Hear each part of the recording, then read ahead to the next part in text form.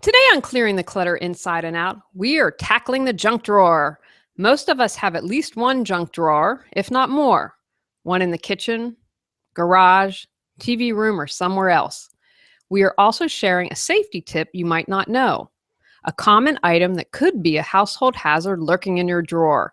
Let's clear some physical clutter as we begin our month focusing on 10-minute tips to declutter your life.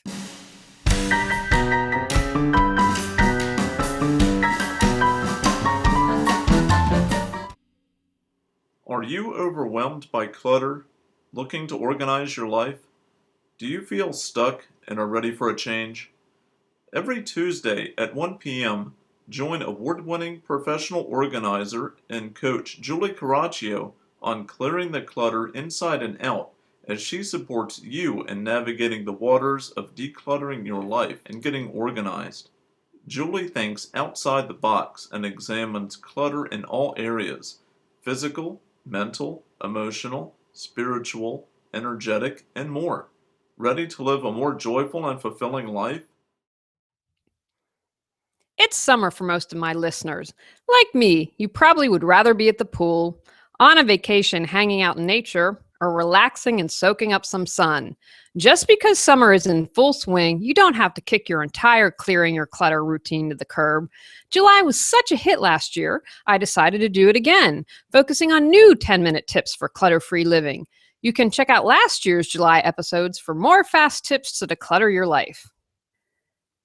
A blog post on the sharespace.com found that the average American has credit card debt of $15,185. It is estimated that $15 billion in unused tech gadgets are in junk drawers worldwide. That amounts to over $2,200 per drawer. I picked this topic for this month because it is something that most people can do quickly. It is a win-win because you get to you can do it quickly and reap an immediate reward. Go on and treat yourself to some frozen yogurt or ice cream when you're finished. Create a new name.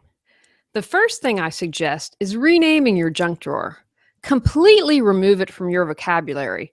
It is so easy to clutter it up because we have already declared it to be junk. Turn off the autopilot junk drawer.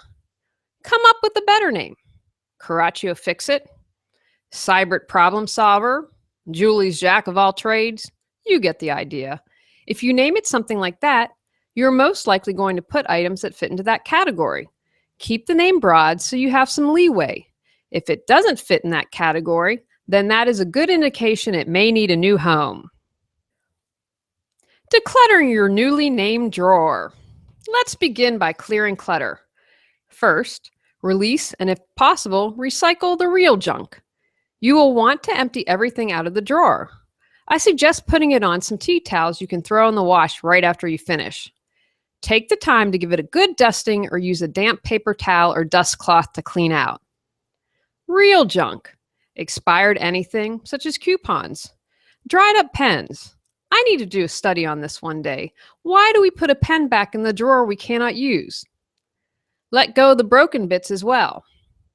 Return things that belong in other homes, such as cards with games, or tools to the garage. Once you have decluttered, group the remaining items in what makes sense to you. I'm also going to encourage you, if you're someone with more than one of these catch-all drawers, can you get all of them decluttered? Do you prefer to do it yourself, motivated to release clutter and finally get organized, but need some guidance?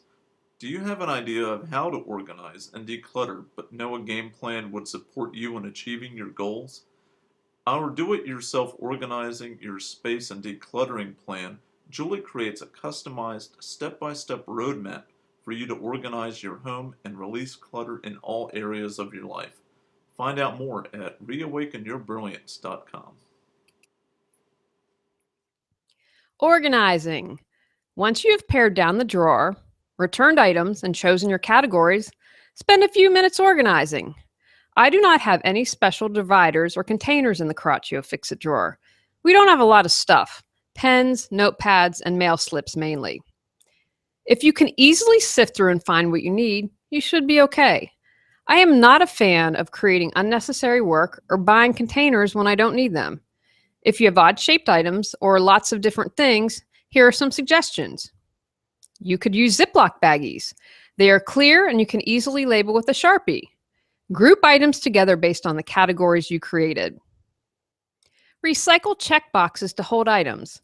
Use square rectangular shapes to maximize space in your drawer. You could also find small containers to fit in your drawer or use drawer dividers. Maintenance. You will need to be diligent here as this area can easily go back to clutter. Spend 10 minutes or less one Saturday a month clearing clutter, or 20 minutes or so quarterly, and you should be okay. Do this while your coffee is brewing or while listening to your favorite podcast, clearing the clutter inside and out. Safety tip. Once you've decluttered and gotten organized, this will be a moot point. If you can't get to your formerly known as a junk drawer, please take care of this immediately.